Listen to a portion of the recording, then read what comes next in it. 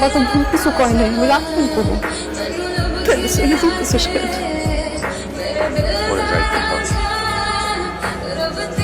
স্বামী যখন এই বাড়িতে থাকতে পারতেছে না, ও তো এখন ওর স্বামীর বাড়ির মানুষ।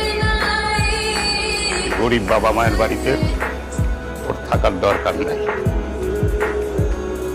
আমরা এগুলো কি করতেছো তুমি? কইতাছি রে মা, তোর স্বামী 4 মাস হলো বিয়া হয়েছে, ওর সঙ্গে এরকম দুর্ব্যবহার করে তুই কখনো তো জানাস নাই রে মা।